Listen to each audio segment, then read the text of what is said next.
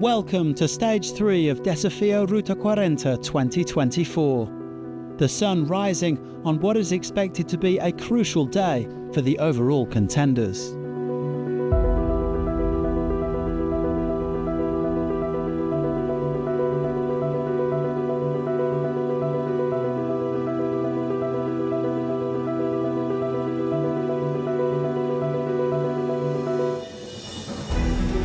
According to rally director Pablo Eli, this is a proper cross-country stage with all manner of different terrain and constant changes of rhythm. The special is 341 kilometres, almost exclusively off-road, and it will provide a much sterner test in terms of navigation.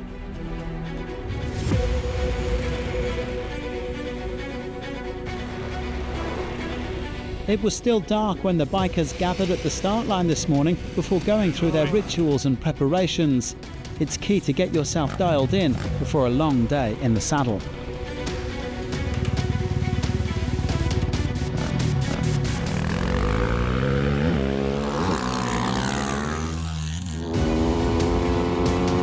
Unfortunately, today spelled the end of the rally for Sam Sunderland.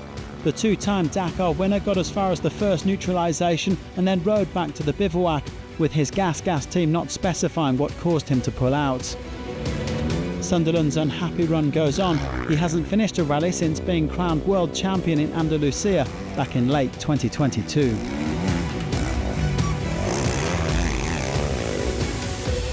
Ross Branch has been flying under the radar somewhat this week as he looks to ensure that he comes away from Ruta 40 with some solid points in the World Championship. The W2RC leader was actually top of the timesheets today at kilometre 127, but he lost a few minutes due to what he described as a stupid navigation mistake just before refuelling. Branch still had fun out there and he sits 5th overall. Today I felt really good and went out there and gave it my all, and unfortunately I made a mistake, but that's it, that's racing, and we'll come out swinging again tomorrow.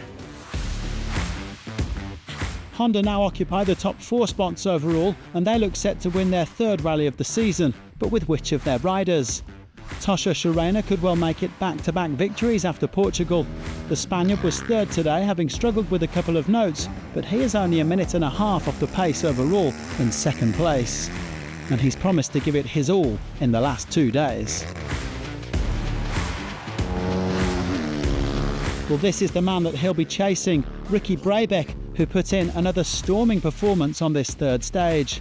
The American's confidence is clearly sky high after his Dakar win in January, and even if he started out a bit slow in the cold, he really put the hammer down to win his 2nd stage of the week by over 3 minutes from his teammate Skylar Howes. Brabeck says that this one is going down to the wire.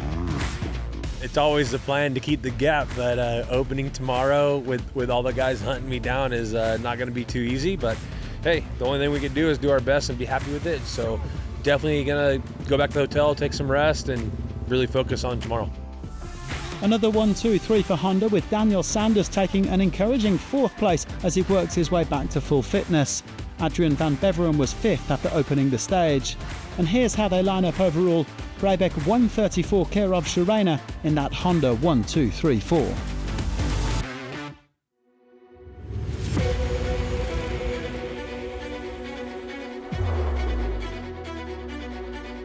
As if Honda weren't dominating enough in Rally GP, they're also on top in Rally 2. Romain Dumontier has joined the team as a non-official rider and says his new bike is absolutely fantastic. Even if he found the day quite difficult and made some mistakes, he was still the 9th fastest biker and the quickest in Rally 2, where he increases his lead to over 3 minutes. But his main rival in the championship, Bradley Cox, is determined to keep fighting until the bitter end. The South African said it was nice to get into more desert-style tracks today, and though he spent a while riding in the dust behind Daniel Sanders, he was happy with the day's results. Cox is ready to pounce on any slip-ups that Dumontier might make in the coming days. He's riding really well, and obviously he's enjoying the Honda, and look, it's rally, anything can happen, but for sure with the next 2 days I put 100% in. Dumontier winning the day by 1 minute and 47 from Cox, with Edgar Canet at just over 6 minutes. Jeremias Pascual and Toby Hedericks round out the top 5. The top 5 on the stage are also the top 5 overall. Dumontier leads by 3 minutes and 12. Eduardo Alan is making a long-awaited comeback to Rally Raid this week. The Argentinian rider has completed 5 Dakars, but last took part back in 2013.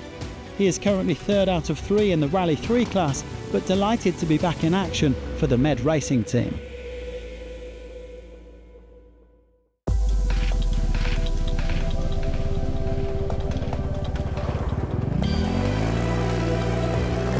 Manuel Andújar continues to dominate in the quads. In his very last outing in the class, the 2-time Dakar champion is determined to enjoy himself as much as possible. He pushed all the way today in what he described as a real Rally Raid stage and won by over 12 minutes from Australia's Cooper Van Vliet. He's also looking forward to visiting La Rioja tomorrow, but knows he has a job to do. Every time La Rioja is wonderful for race. I am very excited to go, but also we need to keep the calm because we make a big gap right now, so we need to finish every stage. Andújar in a league of his own, with Van Vliet coming in 2nd ahead of the rally's first overall leader, Facundo Viel, and his brother Nano. With 2 stages to go, Andújar leads Facundo Viel by over half an hour.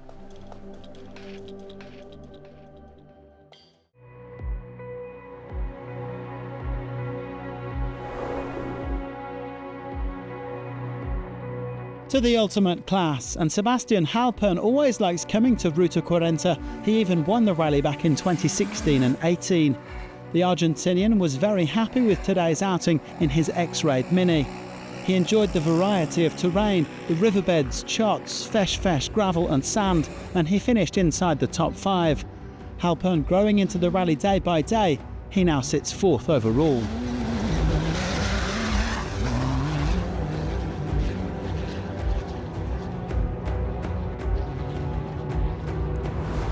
Yazid Al-Raji is potentially 2 days away from another prestigious overall win. He just needs to keep things smooth in that overdrive racing Toyota Hilux. And the rally leader did exactly that, only dropping 2 minutes today as he came 3rd. The car has had some suspension issues this season, but they're not really a problem here at Ruta 40, where there are no big dunes. Al-Raji still leads Nasser Al-Attiyah by over 2 minutes, and he will be starting behind the Qatari tomorrow. For Al-Attiyah, it's all about the bigger picture.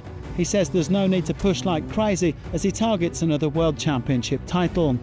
He and his co-driver, Edouard Boulanger, ran into a few problems, including a blocked exhaust pipe and some punctures, so they did pretty well to only drop 1 minute and 9 seconds today on the winners. 2nd place for Nasser, who remains 2nd overall.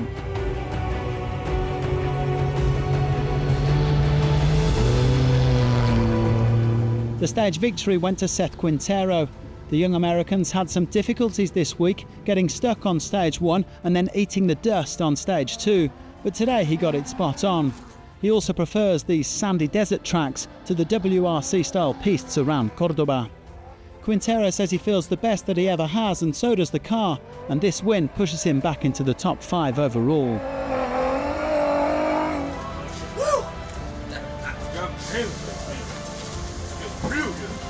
I gave it 110% and really didn't have much more left in the tank. I knew we were down at the transfer and wasn't gonna let these guys win today. I needed one, so yeah, it feels good to get one.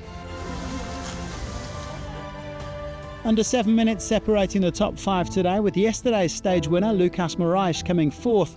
That's a 2nd stage victory in this class for Quintero after Abu Dhabi.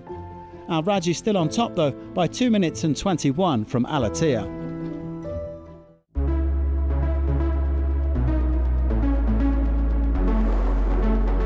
It was all about Argentina in the Challengers today, as a couple of home favourites vied for victory. Nicolas Covigliasso spent quite a while trying to get past Marcelo Gastaldi.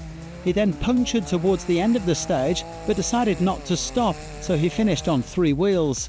Despite all of that, he came 2nd and only dropped 4 minutes, actually gaining some time on the rally leader, Rokas Pachuska. Nazareno Lopez came to this rally in a Hilux 8 years ago after doing 2 editions of the Dakar, but this is his first experience in the BBR Taurus. Well, Nazar is clearly a fast learner because he stormed to victory today on what he described as the first proper stage of the week. He and co-driver Alessandro Cisterna are nearly an hour back overall, but this was still a sensational performance. For us, it's the first race with this car. The first two stages we had some problems. Today was everything perfect. So with the team and with my co-driver were very great.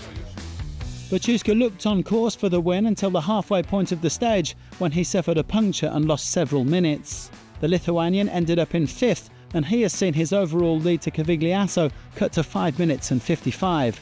Everything still to play for.